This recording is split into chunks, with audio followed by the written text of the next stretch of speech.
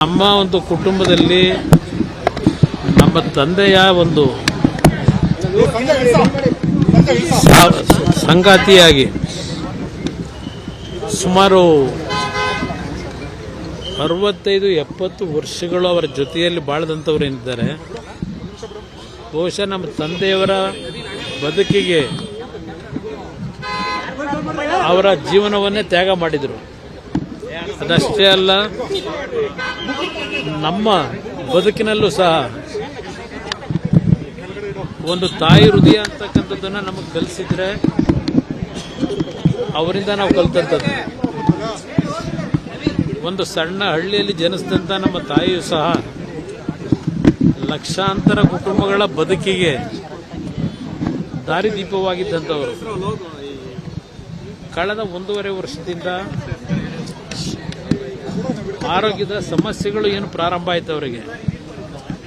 ಅವರು ದಿನಕ್ಕೆ 8 ರಿಂದ 10 ಗಂಟೆ ದೇವರ ಕೋಣೆಯಲ್ಲಿ ಬೆಳಗ್ಗೆ 5 ಗಂಟೆಗೆ ಇದ್ದರೆ 3 ಗಂಟೆವರೆಗೂ ಒಂದು ಹನಿ ನೀರನ್ನು ಕುಡಿದೇನೆ ದೇವರ ಸ್ಮರಣೆ ಮಾಡ್ಕೊಂಡಿದ್ದಂಥವ್ರು. ನಾವು ನಮ್ಮ ಒಂದು ರಾಜಕೀಯದ ಬದುಕಿನಲ್ಲಿ ನಾವೇನಾದ್ರೂ ಅಲ್ಪ ಸ್ವಲ್ಪ ಒಳ್ಳೆ ಬುದ್ಧಿ ಕಲ್ತಿದ್ರೆ ನಾವುಗಳು, ಅವರು ಕಲಿಸಿದಂಥ ಬುದ್ಧಿ ಕಳೆದ 4 ದಿನಗಳಿಂದ 4 ದಿನ ಅಷ್ಟೇ ಅಲ್ಲ, ಕಳೆದ 1 ವರ್ಷದಿಂದ ಅವರು ಪ್ರತಿನಿತ್ಯ ಪಡ್ತಾ ಇದ್ದಂಥ ಯಾತನೆಯನ್ನು ನಾವು ನೋಡ್ತಾ ಇದ್ವಿ. ಎಷ್ಟೇ ನಾವು ಬಿಡುವು ಇಲ್ಲದೆ ಕಾರ್ಯಕ್ರಮಗಳಲ್ಲಿ ಭಾಗವಹಿಸ್ತಾ ಇದ್ರು, ಎಲ್ಲೇ ಇದ್ರೂ ಅವರ ಸ್ಮರಣೆಯಲ್ಲೇ ನಾವು ಇರ್ತಾ ಇದ್ವು. ಸಮಯ ಸಿಕ್ತಾಗಲೆಲ್ಲ ಹೋಗಿ ಮಾತನಾಡ್ಲಿಕ್ಕೆ ಹೋದ್ರೆ, ಇಲ್ಲ ಅವರನ್ನ ಮಾತನಾಡಿಸ್ಲಿಕ್ಕೆ ಹೋದ್ರೆ ಊಟ ಮಾಡಿದ್ದೀರಾ ಅಂತಕ್ಕಂಥದ್ದು ಒಂದೇ ಅವ್ರ ಬಾಯಿನಲ್ಲಿ ಬರ್ತಾ ಇದ್ದು. ಕಳೆದ 1 ವರ್ಷದಿಂದ ಅವ್ರನ್ನ ನೋಡ್ಲಿಕ್ಕೆ ಬರ್ತಕ್ಕಂಥವ್ರ ಬಗ್ಗೆ 4 ದಿನಗಳ ಹಿಂದೆ ಸಮಸ್ಯೆಗಳೇನು ಪ್ರಾರಂಭ ಆಯಿತು. ಅದು ಕೋವಿಡ್ನ ಪೀರಿಯಡ್ನಲ್ಲಿ 2 ಬಾರಿ ಅವರಿಗೆ ಕೋವಿಡ್ ಅಟ್ಯಾಕ್ ಆದ ನಂತರ ಅವರ ಆರೋಗ್ಯ ಕ್ಷೀಣಿಸ್ತಕ್ಕಂಥದ್ದಕ್ಕೇನು ಪ್ರಾರಂಭ ಆಯಿತು. ಆ ಲಂಗ್ ಮೇಲೆ ಆದಂಥ ಒಂದು ಸಮಸ್ಯೆಯಿಂದ, ರೆಸ್ಪಿರೇಟರಿ ಸಿಸ್ಟಮ್ನ ಸಮಸ್ಯೆಯಿಂದ ಸ್ವಲ್ಪ ಗಂಭೀರವಾದಂಥ ಪರಿಸ್ಥಿತಿನಲ್ಲಿ 4 ದಿನಗಳ ಹಿಂದೆ ಬಂದಂಥದ್ದೇನಿದೆ, ನಮ್ಮ ಮಣಿಪಾಲ್ ಹಾಸ್ಪಿಟ್ಲಿಗೆ ಸೇರಿಸಿ ಡಾಕ್ಟರ್ಗಳು ಉತ್ತಮವಾದ ಪ್ರಯತ್ನ ಪಟ್ಟಿದ್ದಾರೆ. ಆದರೆ ನಮ್ಮ ಪ್ರಯತ್ನ, ವೈದ್ಯರ ಪ್ರಯತ್ನಗಳಿಗಿಂತ ಹೆಚ್ಚಾಗಿ ಭಗವಂತ, ಅದರಲ್ಲೂ ವಿಶೇಷವಾಗಿ ರಾಜರಾಜೇಶ್ವರಿ ತಾಯಿಯ ಒಂದು ಭಕ್ತೆಯವರು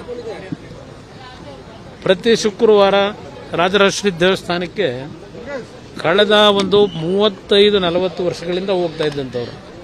ಪ್ರತಿ ಶುಕ್ರವಾರ ಆ ತಾಯಿಯಿಂದಲೇ ಒಂದು ಬಾರಿ ಅವರಿಗೆ ಆಸಿಡ್ನ ಒಂದು ಅಟ್ಯಾಕ್ ಆದಂಥ ಸಂದರ್ಭದಲ್ಲೂ ಉಳಿದಂಥದ್ದವರು. ಅವತ್ತೇ ಅವರು ಹೋಗಬೇಕಾದಂಥ ಒಂದು ಪರಿಸ್ಥಿತಿ ಇತ್ತು.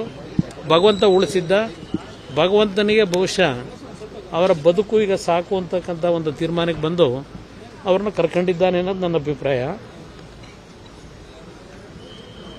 ಇವತ್ತು ಅವರನ್ನು ಮನೆಗೆ ಅವರು ಏನು ನಮ್ಮನ್ನು ಅಗಲಿದ್ದಾರೆ. ಪದ್ಮನಾಭನಗರದ ಮನೆಯಲ್ಲಿ ಇವತ್ತೇನು ಅವರ ಅಂತಿಮ ಒಂದು ಕಾರ್ಯಗಳನ್ನು ಮಾಡಬೇಕು. ಆದ ನಂತರ ಅವರ ಒಂದು ಲಕ್ಷಾಂತರ ಕುಟುಂಬದ ಸದಸ್ಯರುಗಳು ಅವರಿಂದ ಏನು ಜೀವನ ಕಂಡಿದ್ದಾರೆ, ಅವರುಗಳು ಸಹ ನೋಡ್ಲಿಕ್ಕೆ ಬರ್ತಕ್ಕಂಥವರಿಗೆ ಒಂದು ಅವಕಾಶ ಕಲ್ಪಿಸ್ತಕ್ಕಂಥದ್ದು ನಮ್ಮ ಕರ್ತವ್ಯ ಇದೆ. ಬಹುಶಃ ನಾಳೆ 11 ಗಂಟೆ ಮೇಲೆ ಅವರು ಜನ್ಮ ಕೊಟ್ಟಂಥ ಸ್ಥಳ ಹಾಸನ ಜಿಲ್ಲೆ, ನಮ್ಮ ತಂದೆಗೆ ಜನ್ಮ ಕೊಟ್ಟಂಥ ಸ್ಥಳ, ಅಲ್ಲಿಗೆ ಅವರನ್ನು ಶರೀರವನ್ನು ತೆಗೆದುಕೊಂಡು ಹೋಗ್ತಕ್ಕಂಥದ್ದಕ್ಕೂ ತೀರ್ಮಾನ ಆಗಿದೆ. ಮನೆಗೆ ಹೋದ ನಂತರ ಮುಂದಿನ ಕಾರ್ಯಗಳೇನು ಅಂತಕ್ಕಂಥದ್ದು ತೀರ್ಮಾನಗಳನ್ನು ಎಲ್ಲ ಸೇರಿ ಮಾಡಬೇಕು ಅಂತ ಇದ್ದೇವೆ. ಅದ್ರ ಜೊತೆಗೆ ಎಲ್ಲರ ಅಭಿಪ್ರಾಯ ಹೊಂದಿದೆ. ಅವರ ಹುಟ್ಟಿರ್ತಕ್ಕಂಥ ಹುಟ್ಟೂರಿನಲ್ಲೇ ಕಾರ್ಯಕ್ರಮ, ಇದು ಅಂತಿಮ ಸಂಸ್ಕಾರಗಳಾಗಬೇಕು ಅಂತಕ್ಕಂಥದ್ದು ಒಂದು ಭಾಗ ತೀರ್ಮಾನ ಇದೆ.